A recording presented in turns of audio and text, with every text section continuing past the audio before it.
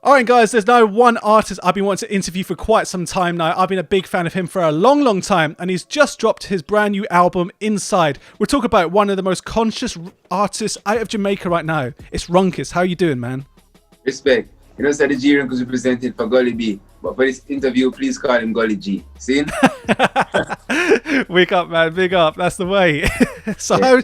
how's things over there? Are you over in Portmore, Jamaica right now? Or Yeah, whereabouts are it's you? nice. It's nice. It's sunny. It's vibes. You know what I mean? Like, I give thanks to be in this atmosphere and this place with just, you know what I mean, love. You know what I mean? My city is full with love. So we give thanks for just being here. Man, well, I'm jealous of it because it's freezing cold over here in England. It's horrible weather in the Yeah, UK. so the visuals here on Zoom are just bringing me the vibes that I need to pretend that I'm somewhere in the Caribbean. Good. I give thanks. Wicked, man. So things are going well already for the start of 2021 for you right now. Like I know throughout 2020 you were working on your brand new album that we'll be talking about very soon called Inside. So for you in Jamaica, like how is the music scene for you at the moment inspiring you? I mean, it's great, you know what I mean? There's a lot of inspiration based on the fact that people are being innovative about how they're creating now because of the whole COVID and lockdown. And actually, to correct you, in 2020, I was not working on this project. At No? the top Is of it coming that quick? 2020, no, at the top of 2020, I had a whole different body of work.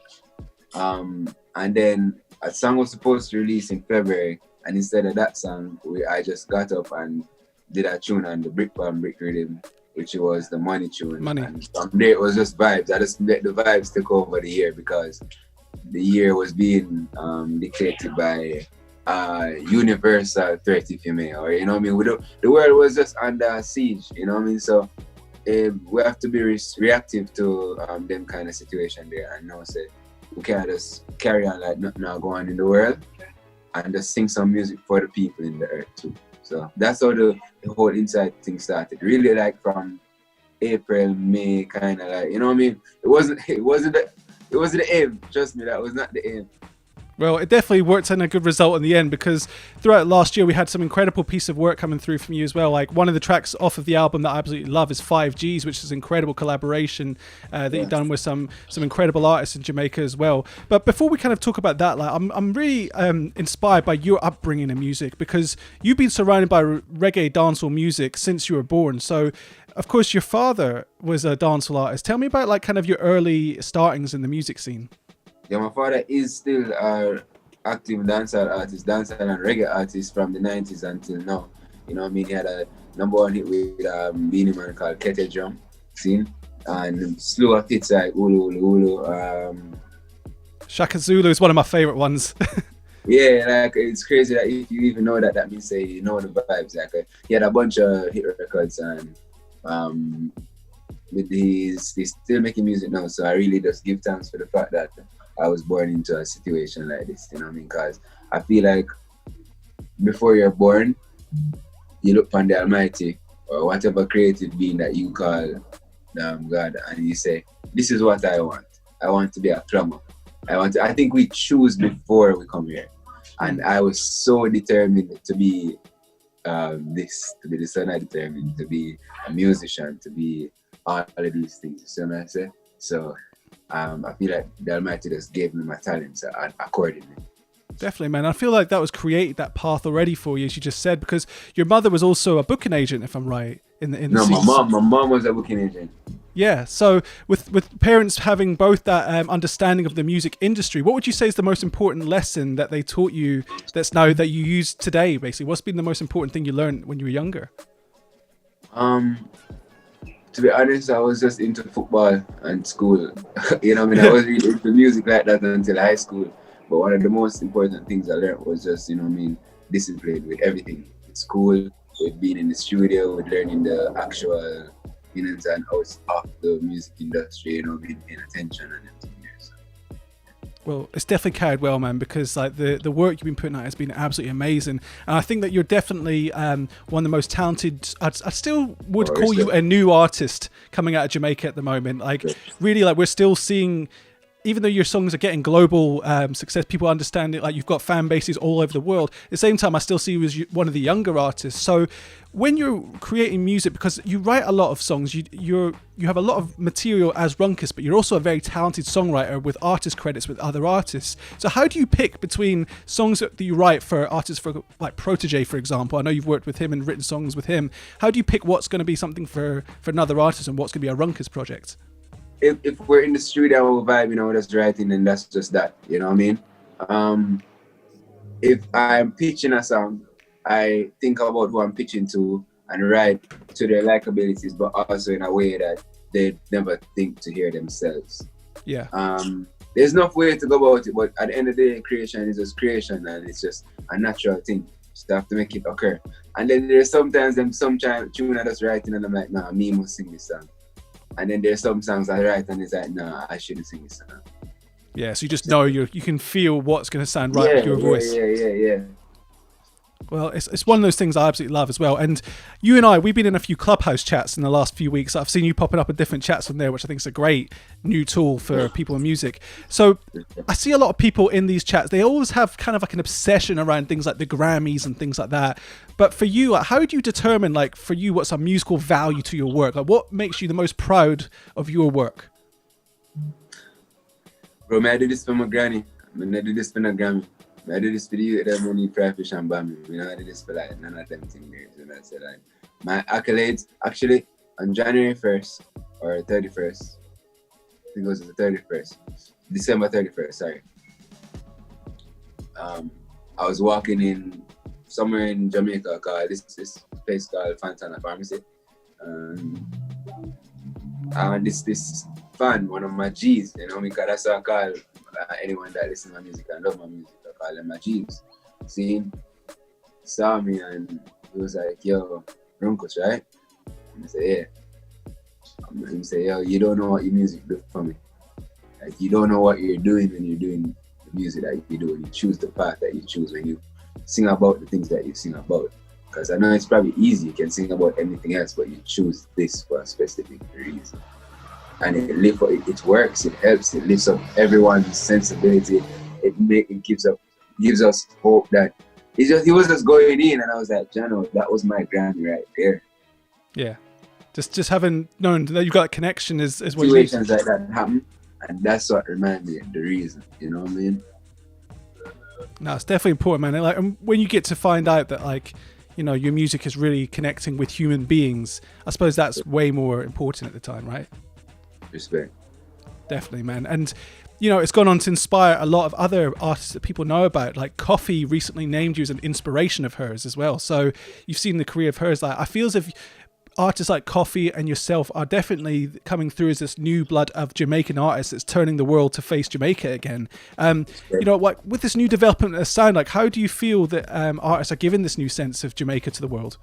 To be honest, I feel elated. I feel a sense of joy to know that me and my generation can carry on the message, because it's really the message, you know, love, joy, positivity, Rastafari, you know what I mean, all of them things that for me is Rastafari, because Rastafari is like an overall, you know what I mean, of all of them things, love at the center, see, and that's what we're dealing with.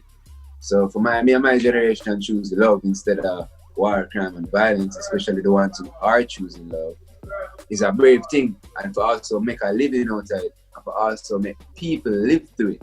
So I said that is hard to do, because if everyone is singing about X but we sing about Y, the chosen few, the very faithful few are hold it and are maintained, then that's just love right there.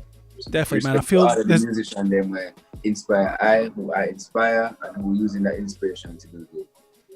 Man, it's really showing well, because there really is a conscious lyrical talent coming out of Jamaica that I feel that the world is really connecting with again. There's for so many years people have kind of seen dancehall as like the hardcore dancehall, so they hear like, you know, the gun lyrics, and people love the Clash style and things like that. It's entertainment, but then I feel there's definitely a new blood with artists like yourself, like Black Hero and Wayne J, Naomi Cohen, Yardcore, Royal Blue. There's so many artists that are coming through with this new conscious lyrical talent. Yeah, man like Royal Blue, man like 5 Star, Rasa, man like Tijan. And then you have the Empress, them same way who are just a hold on the board, leader IK, like go straight forward back, you know what I mean? Savannah, and there's Courtney scenes. There's so much people like that just make sure say them I do this from a positive space. Yeah, definitely, man. I feel like there's a whole new sound that's got longevity. Like things like this, for example, on the Inside album, the music that artists like yourself are creating are album projects. I can see this being on vinyl. I can see this being in a record collector for hundreds of years. This isn't a one take thing like a dancehall tune that was big for 6 months and then kind of died out. This is a long-term project. Respect. Definitely, man. But I love that you still keep your foot deep in the culture of dancehall, because you were recently on the VP Records Dancehall Anthems compilation with a cover of Papa San's Strange. What made you pick that song for that compilation? Jeremy Harden, big him up every time, and everyone at VP, he chose that song for me and just and said that it would fit me and my energy and vibes, you know what I mean? And we just work with it because Papa San a legend. I love the tune, I love the vibes. Actually, I never know the tune before. I never know the song before, no. And as soon as I heard the song, I was like, all right, cool stuff. 90s stuff. Everything called strange. Easy vibes, like. The original style. Everything that, you know what I mean? Because we're growing at the spirit type, so our vibes.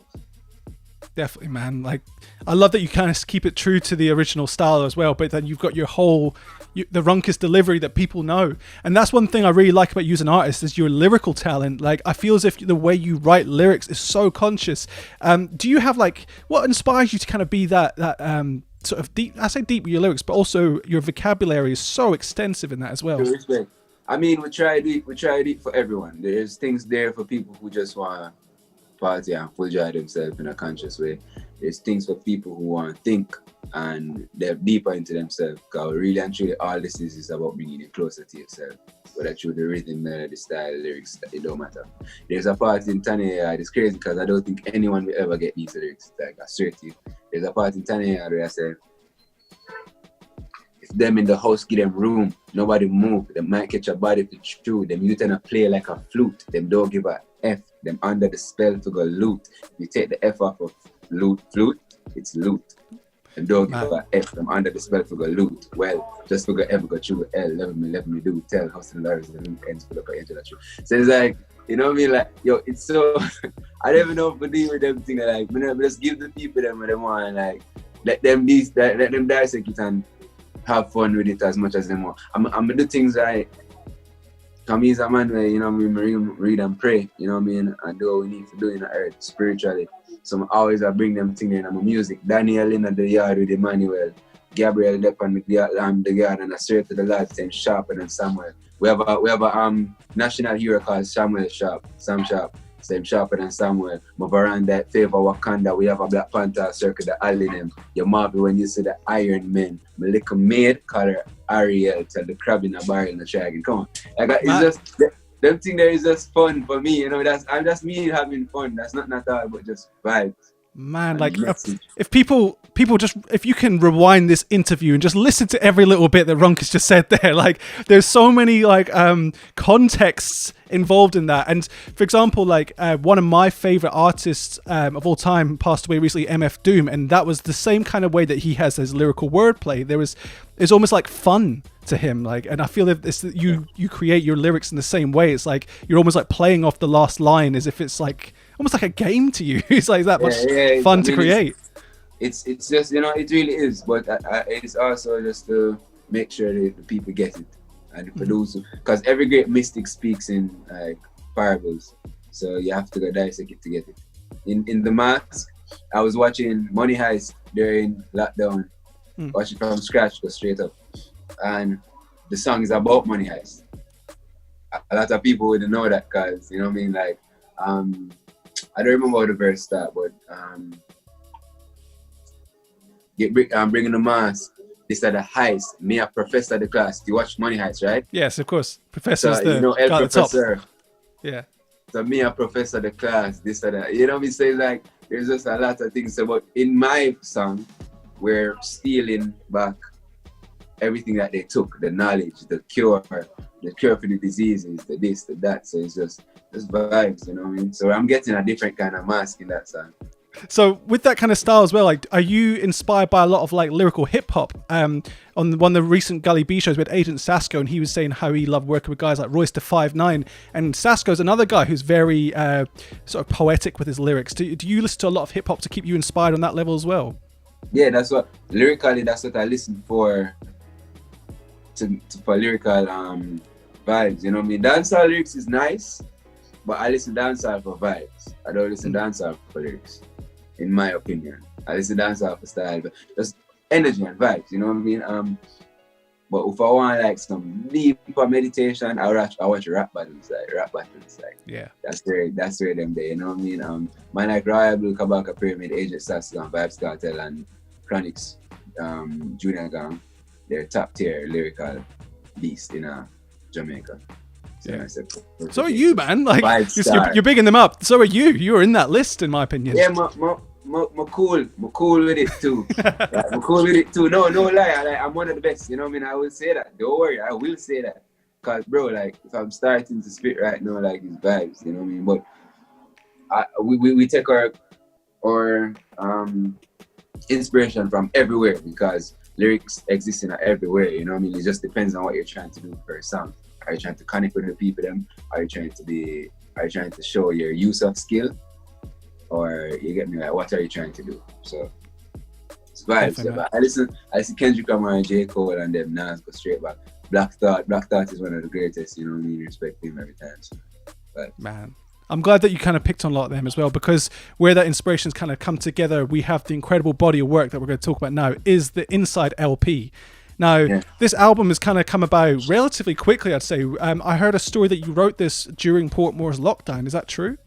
Yeah, it's like, I did a song a day. Some songs I had from before, so I just finished them. Some songs I just did a verse and then sent to other people and they fixed up. You know what I mean? It was like a quick vibe, you know what I mean? It was more the content creation and everything else that took a minute. You know what I mean? It's partnered with a documentary that's supposed to come out soon. Much love to Delicious Vinyl for partnering with me and putting out the project as well, and just, you know what I mean, helping the whole entire creation. I did everything right around the corner at Smart Kid Records, you know what I mean? So going to studio wasn't a difficult thing, and just vibes. And it, man, it's come out so well because there's some incredible tracks in there we're going to talk about. But it feels like there's almost like an underlying theme on a lot of it around, like, you know, the disconnection of technology. Like you look at the album cover and it's like a phone sucking your face into the mobile phone. They're all stuck inside their phones. We're not taking care of the real places, you know what I mean? So, but thank you for noticing that, because that's what a lot of the songs were like. Because I did a lot of songs for this project actually, so I had to like reshape them around, take out some, you know, I had a song called "Can't Trust Everybody You Meet," and it was just had to like some fun with it, but I had to just make sure that I stayed intentional, you know what I mean? With tracks like 5Gs, there's obviously quite a clear theme of that disconnection of technology and the fake news kind of things we're seeing now. What's your relationship like with technology? Because, of course, we kind of rely on it for, you know, there's some positives to it. Haile Selassie, I say, is with the advancement with the advancement of technology, you have to make sure you have spiritual and mental development as well. So we can't just be advancing through technology and just like disconnect from ourselves. That don't make no sense. So I say, imagine if we built a Wi-Fi that could have made the tree them grow. That is within mankind's capability, but mankind just think about capitalizing off of mankind, off of humanity. They not think about what they would call equivalent exchange or equilibrium or balance, or you know what I mean. There's no balance in our earth, because you want to take from the trees, but you don't want to give back to the trees. You want to take from the seas, but you don't want to give back to the seas. So guess what? When the seas rage and take over the whole cities that you've built, you cannot complain, because that's what you've been doing for the past 100 million years. So I say, so that is my opinion on just technology and the advancement of it there and just building of it. Because nothing is wrong with it. Nothing is wrong with technology at all. You know what I mean? Because we can do an interview right now without being in person. I can reach to somebody in India right now if I need to. That's amazing. But with that needs to come spiritual growth. Absolutely, man. I'm so glad you said that. That's just true facts right there. If anyone's going to take anything out of today's interview, please let it be that, because that's the kind of thing that I feel people aren't talking about enough. So I want to jump into kind of more we'll talk about on the Inside LP. I want to kind of understand how you approach rhythms, because we've talked about how lyrically talented you are and your delivery and flow, but every beat on this album is just incredible production through and through. How did you pick this? Because this isn't no mixtape. This is a real incredible body of work. Like, were you part of the production process of the beats as well, or did you just have a list of producers that you knew that you wanted to work with? I everything was done through vibes, and everything was done through me. And in terms of just like for Tanya Yard, I heard Universal, I think Fence play that beat on Instagram, and it was like, he checked technology again. I'm just like, yo, I'm trapped inside, blah blah blah. Plays beat, and I'm like, yo, me need this right now. Send me this right now. The song forward like the next day. I recorded the day after. The mask was the same. It was a similar situation. Christian always sending me beats, so when he sent me that, it was actually a hip hop beat. I was like, yo, Christian, I'm sorry, but like, I'm not American, you know what I mean? So make that vibe slap, you know what I mean? Make it be dancehall kind of vibe. Don't worry about everything else. Make it be dancehall. We're going for the production. I always wanted to do because the project is called Inside Side. I wanted to have like half songs. So it was The Mask, Second Wave. So Second Wave came like in the last part of the project, but I already knew I wanted to do it. I just didn't find the rhythm. So when he sent me that rhythm, the tune forward like almost immediately. And I did the production on the last verse, the part where the switch up comes. So any little switch up you hear, like that's probably me. Like the switch up in Pose for me with Crate Classics, they did the majority of the beat, and I did the switch up for the last part of the chorus where the beat drops. Everybody Going Live was me, 5Gs was me, Humble and Inside Vice was me. The switch up there too. Well, I mean, the whole beat was me, so it was vibes. You know what I mean? Like, but I say a full job of stuff. Actually, I was in Florida. When Florida was the epicenter, I flew up like 3 days before they announced that it was the epicenter. I cannot make this up. And while being there, I was working on the project. Like I basically had all the tune them, and I did Humble while I was there at Kimani Mali's studio. And it was just mad. Like I played it for everybody. It was like, yo, this is crazy. It's the way I say, like, and it had a whole different verse, a whole different breakdown. I was just lyrical, like going in. But I was like, you know, cool. I don't want to do that. I want to do something humbling for the second voice. It's like that's where inside voice come from. Cause we all have inside voices and we all have inside voices. So it's like, you know what I mean? Yeah. Man, I love that. And I love that you kind of tap into those different styles as well. Like, it's almost like you can hear it's almost like you have a persona of your inside voice as well as the output voice that you have in the first half of the tracks as well. And I love that you can merge the two together so well, man. But you mentioned their Pose for me. That's probably my favorite song, I think. That's definitely right now is my favorite song off the album. And you said you worked with Jamie Rodigan on that one as Crate Classics. So how did that link up happen? Was that done in the UK or did you guys have that ready? I didn't know Jamie from. When I was on my. I think it was the second European tour. We did the Reggae Gully, and I didn't know of him before, and then we met at Black Hero was there too, and he had a performance at the sound system stage or something. And me and Blue also went to like this vibes and thing, and we ended up performing, and you know, me Hero say, "Oh, forward and we perform," and Jamie Rodigan was actually playing for his set. And that's how we met, like, in person. And since then, we did keep the link. I went to UK 2019, summer of 2019. Did we link up? We didn't link up in person, but you did link up with some very close friends of mine that I know came to Jamaica maybe before or after that as well. 2019, UK. We did it, and yo, bro, like, first of all, Jamie Rodigan sent me the sickest rhythm then. See? And Jamie Rodigan do this thing where it's one of I'm always like clicking, my brain always clicking, seeing? So yeah, so to keep my attention, you just have to send me stuff. Cause one day I would just go through the chat and record 5 songs on 5 different rhythms, or 5 songs on 1 rhythm, it don't matter. My vibes, that is where it comes from. Energy. Something in the earth after the stem, yo, do this. there's structural things that I have to do, and then there's things that I let happen. And that's why I think everyone should live their life. Follow your structure, but also let the vibration can inspire your structure. So yeah, man, Jamie Radigan sent me some rhythm, man. Post for Me was the first song I recorded when I came back from UK that trip. I met Aaron Horn, who also produced it with him. They're together, they're great classics, a great person, great spirit, and he has some dope vibes, you know what I mean? So respect to them. Man, they're great guys. And I love the collaborations that you have on this project. There's a whole heap of, you've got people like Naomi Cohen, Taris Riley. So Naomi Cohen was actually on the show about a year ago or so on the Gully B show. So she's a very fun person. What was like the most fun part of working with Naomi? No, Naomi Cohen is like a crazy person. I cannot keep a straight face around her. You know what I mean? So recording with her is fun. Executing things with her is fun. I told her, yo, I have this song idea that I want to, and she never sent it. She just said, yeah, it's done already. So she's so on it. Like when we worked with her and had her on the studio, like again, she's got a vibe and an energy that's just like absolutely addictive to be around. Like she keeps you inspired, but at the same time, like you don't know what's going to happen next. There's always going to be a fun vibe when Naomi's in the room, and I think and to see you and her work together, like before I even listened to the track, as soon as I saw her name on your album, I was just like, yep, I know I'm going to love this tune. But yeah, man, she's definitely my good friend, like a genuine friend, you know what I mean? So it never hard to work at all. It never hard to work.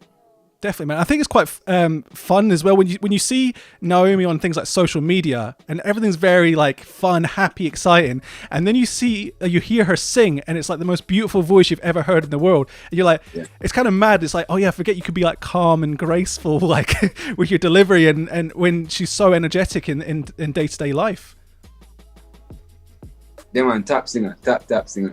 Well, speaking of top singers, as well, man.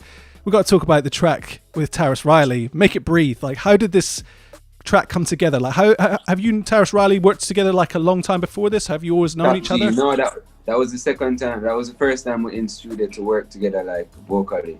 Before we've been in studio, just vibes in, writing, vibing, just on a whim to, on an accident kind of vibe. Like we end up at the same place, and then we've always been talking about working though.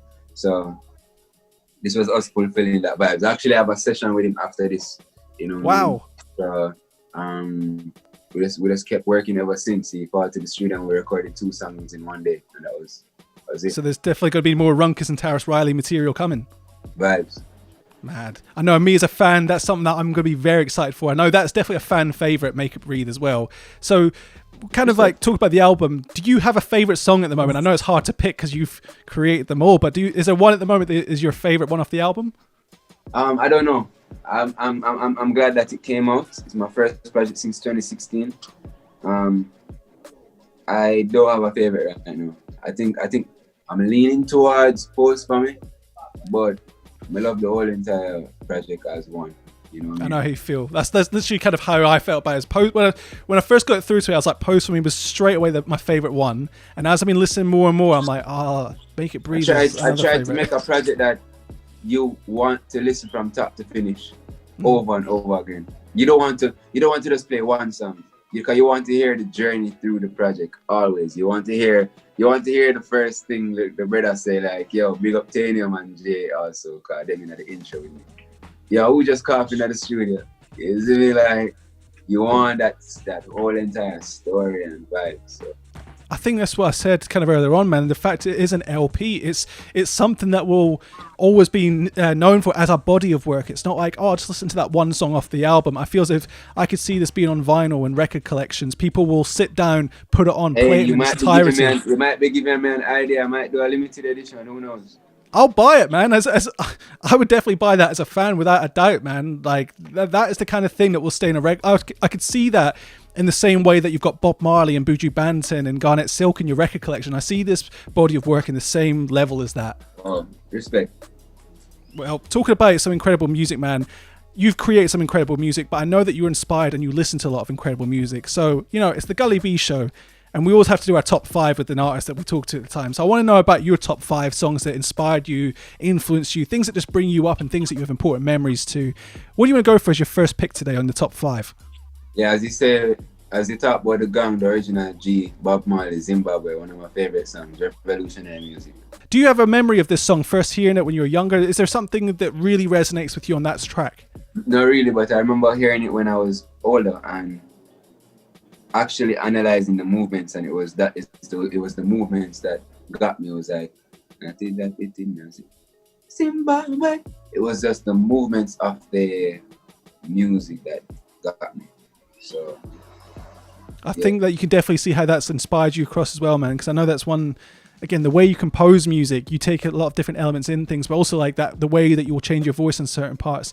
And like, you've got higher parts to your voice as well on tracks as well. I feel as if that's something that, you know, Bob Marley always does so well. So what do you want to draw for here as your second pick at the top 5 today? I think the second one is Erykah Badu, Window Seat. Runkus, that was your second pick. What's so inspiring and so special to you about that track? The movement is just like, it's the music, bro. Like soul music, you know what I mean? I'm every time people tell me top 5, I'm like, yo, that is unfair. You can't give me top 5. I need at least 15 or 20 because I have a lot of songs that I love. You see what I say?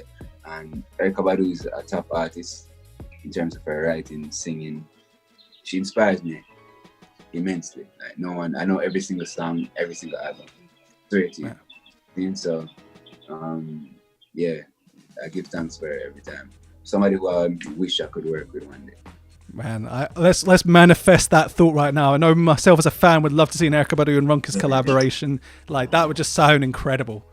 So then with that in mind, man, like that would be an incredible collaboration seeing you and Erykah Badu, but how do you want to go for now for your third pick? Because I know you've got a whole... I could see you doing like a Runkus radio show where you just play the songs that you love, but we've only got time for 5 today. So what do you want to draw for as the third pick? Since you talk about collaborating with Erykah Badu, this person is someone I collaborate with a lot in my life. He's my brother, Royal Blue, style and pattern produced by JLL, original.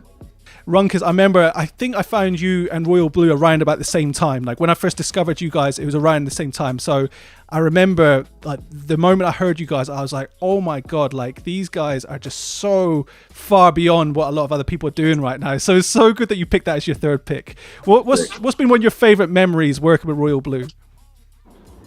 Bro, too much. We have so much joy and so much. There's one specific one where we were like we were talking about, yo, we need to be writing a lot and like we need to be like writing a verse a week. Yo, let's write a verse right now. And we had a beat playing, a dope beat from the internet. This was a long time ago, you know. And he was staying over the night and cause we did have a late studio session and we just whenever we there sleep, we just right. And bro, we started to write for like let's say we started to write from 12 or 1 or 2. We were there for a whole entire hour. And I said, yo, you have anything? He was like, no. I said, you have anything? He said, you have anything? I said, no. But that's how the two of us started to laugh because we're like, yo, we're such amazing lyricists. And like, but when it comes down to writing and spots sometimes with each other, it's like crazy because it almost never happens unless we're in the studio vibing to get the tune out immediately. Because it's like we're just filled with so much ideas, we don't even know where to start. And then also, we're always chatting and just talking and vibing. And you see me say, we never ever get to the work because we didn't talk about 1,000,100 things, you know what I mean? So. Definitely, man. Like I've seen you guys on social media and anyone looking outside in can tell that you guys are best friends like through this music thing. Like yeah. I remember like even you guys on tour, and I remember you guys were taking pictures like teddy bears and tagging the other one, going like, yo, I found you here in a toy store and stuff like that. And the two of us were on tour. We were on the same tour actually. And he like went to another store and I went to another store. And everywhere we went, it just became a thing. We used to like take a picture like a garbage can and tag the other person. So yeah, but like we did that. We That's the kind of thing we love to see, man. Like that's the realness that people love. Yeah. Man, well, I'm glad that we can pick the incredible work that he did on Style and Pattern. While we're talking about you guys having jokes, like there's no denying that he is also an incredible talent. So I'm so glad you picked that as your third pick. So how do you want to go for into your fourth pick today? Fourth pick, the original, the creator. You know what I mean? Of myself. So I say definitely him and my mom. All glory be. I mean, and glory be to the Most High to bless me with these amazing parents. Kettle Drum by Determined and Beanie Man. I'm so glad you picked that. Did you remember hearing that as a kid? Like, how was it How was it for you as well, growing up with a father who is an active dancehall artist and reggae As dancer? you don't know what single is, hit is, album. You just know music, fun, joy. You just know your toys. That's all you know. So you don't care about nothing else. You know what I mean? So it was a humbling experience actually. And was that always a favourite song of yours growing up, hearing that song? Yeah, definitely everywhere. It's a huge track, man. I'm so glad you picked it today as well, because that was a top track coming out of Jamaica as well. When it was, I think it was like in the 90s or 96 off the top of my head. Yeah, 96. Yeah. It will live on forever. Absolutely, man. I know it's one that I knew straight away when you picked that. And to be honest, when I first discovered you as an artist, I didn't know the connection between Determined and yourself. I didn't know that he was your father. So I'd kind of found your music in its own style, and I was like, no way, like there's no it makes sense that you've become this talented so quickly, but at the same time it's like, it's so good to find you in a unique way. Okay, respect, man. Respect. So let's jump into your fifth and final pick on the Gully B top 5 today. What do you want to draw for as your fifth and final? One of the greatest lyricists that I know, biggest inspiration in terms of projects and just in him as a creative, being brave and free creative. Kendrick Lamar, Sing About Me, Dying at First. Now, has Kendrick Lamar, like, has he always been like a inspiration for you, or like, when was the first time you first heard Kendrick? I used to hate his music when he just come out, because the first thing I heard was Rigor Mortis, and I was like, yo, this brother just rhyming. What's wrong with this? What's wrong with him? Like, I have a problem? You see me? And then my brethren them stay out to give him a chance. I'm say, no, I'm not giving no rhyming man a chance. You see me? Then I heard High Power. I was like, all right, cool. And then my brethren them used to send me like ADHD and them song there. I don't know if you know them song there from Section 80. Got it down there somewhere. Hold up. You see me them tune there, but I was like, yo, this is garbage, bro. You know what I mean? I don't want to hear this. You know what I mean? I did listen to Little Way and Drake and J. Cole. But I listen to Cole. I was a hardcore Cole fan them time. You seen the come up, the warm up, the Friday Night Lights, all of it. Seen? And then I heard Good Kid. Damn. I don't even know if I can no pun intended. I don't even know if I can say this on the radio, but yo, I need it because I'm bad or whatever. Like, when I hear that project there, I the maddest thing I ever hear. And I'm like, I swear to you, maddest thing. I remember that album changed everything. Peer Pressure, Sherry, Master Splinter's daughter. Like, man, like, come on, bro. You know what I mean? So, got the vinyl right here, man. Huge tracks. Mad, bro. So, yo, like, trust me, like, I can name the album from top to finish, see?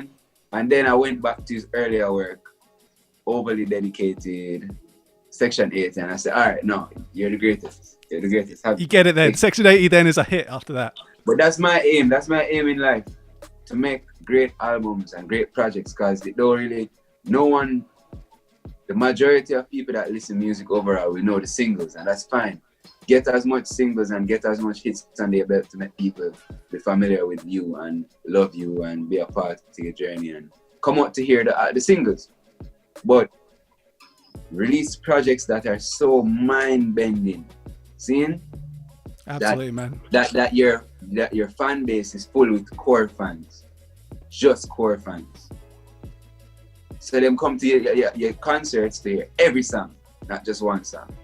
That's the way to do it, man. And I think you are definitely an artist that can deliver that. And I think this album, Inside, is exactly the kind of thing we're talking about here. I will always see this album as an LP, something you play as a long period. You have that on, you sit down, you listen to it. When you're in your car, you put on the full album. You don't just pick your favorite and put it in a playlist. This needs to be heard from top to bottom in the same way you listen to artists like Kendrick Lamar or Bob Marley or Buju Banton, Garnet Silk or Wu-Tang Clan. Like, I feel as if so many of these artists, you've managed to embody the same kind of structure and strategy that they do in their music creation, and you've done the exact same thing here, and it's an incredible body of work. Respect. So for you, to kind of like finalize things here, what would you say is your top tips for people to be as creative as you have been during lockdown? Like what would you say your top tips are for artists right now? Pray up, be brave, love, and do this thing with fun and joy and positivity. See? Find an objective, find aims, aim for them. Well, guys, I hope you're all listening because Runkus, he's delivered that each and every time. This album, Inside, is out now. Make sure you go and check it. Make sure... Normally I'd tell people to go add it to your playlist. Don't add it to your playlist. Go save the whole album on your streaming platform. Listen to the full body of work because it's incredible work by Runkus. I'm going to close things off here, Runkus. I want to play one of my favourite songs off of the album. As I said earlier on, Post For Me is my favourite song, but this one is the new one that I really love, and it's Make It Breathe with Taris Riley. So I really want to jump into it and say thank you for passing by the Gully B show today. Yeah, man. G, respect. Make it breathe. Squeeze it, Gully G.